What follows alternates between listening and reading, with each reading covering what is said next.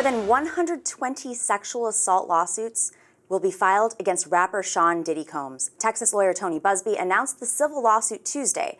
The attorney says he is representing 120 accusers who are bringing forth allegations of violent sexual assault or rape, facilitated sex with a controlled substance, dissemination of video recordings, and sexual abuse of minors. Busby says the cases were brought by 60 women and 60 men, with incidents going as far back as 1991.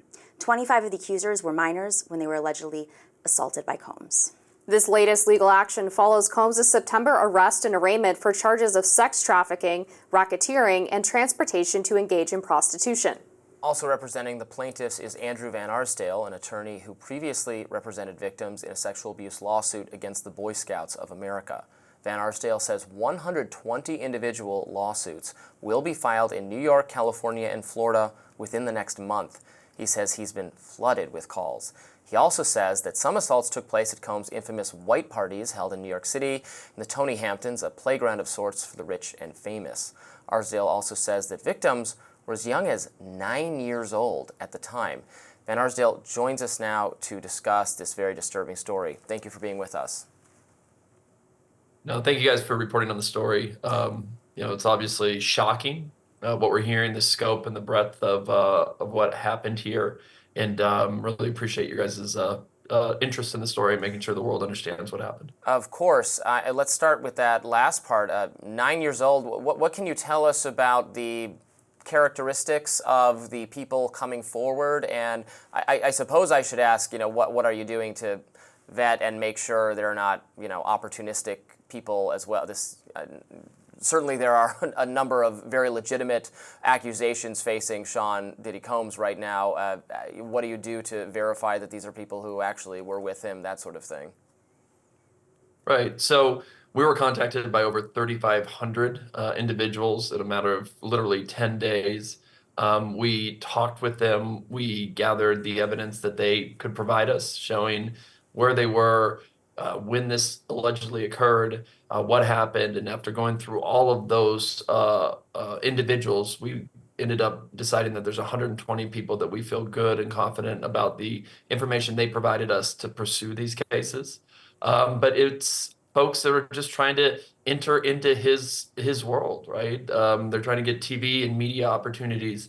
They're trying to get music careers started. They're looking to party with them, right? They were active in recruiting young women to join them at the clubs and stay for the after parties. And so really they fall into two camps. One, aspiring artists trying to get into the entertainment world, either through media, TV, or music. And two, just folks looking to live that lifestyle with him. And what's been reported to us. They were served drinks. Oftentimes these drinks were laced with certain drugs. Things get really fuzzy and they wake up in very compromising positions. And we're here to stand up against that. We're here to fight against the powerful folks that may have thought that they could get away with that kind of actions and say no more. We will not tolerate it anymore. Oftentimes with these stories that come out, you learn that there's this organization, this structure that exists internally. I mean, Epstein, of course, had Ghislaine Maxwell and took people to his island and on the Lolita Express and many other places in New Mexico, his other home.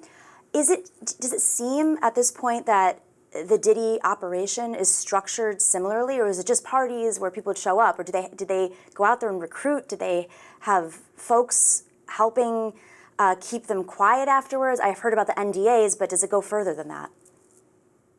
Yeah, so a lot of the folks did sign NDAs. That was kind of required when they stayed for the after party. Oh, if you want to party with us, sign this document, and you're fine to stay. Oh, and then after the fact, look, we have videos of you. You better not talk about this, or we could ruin you financially. We can ruin your career. And yes, it's very reminiscent of Epstein in many ways, where they would recruit and these folks would travel with them. They'd go from New York to North Carolina to Miami and kind of be a part of this entourage for a while. But there's also this kind of not really even a veiled threat of physical force as well, right? I mean, it's like Epstein style pattern and practice with street level type enforcers making sure people stayed in line. And so people were really scared. They were scared to come out and speak out against him. But I think now that he's been incarcerated, folks are feeling a little more safe, right? Maybe his influence over that world is waning, and they feel like they can come forward and seek some form of accountability now as a result of the actions the federal government has taken against him. Who was the first individual to break this veil of silence, and what led to the initial investigation? Because it seems like this started sort of slowly and then snowballed into something that no one really anticipated in terms of the size and scope. Yeah, I mean, it really, the arrest, the indictment and the arrest, and then him being held without bail, I think was the perfect storm to allow people to feel comfortable coming forward. And so literally the day after he was denied bail, we got our first phone call. And from there, over the next 10 days, that one call, were 3,500 contacts. So it snowballed very quickly. Last question before you have to go. I know your time is tight. Part of the Epstein situation was also, gathering blackmail material on other powerful and influential and important people.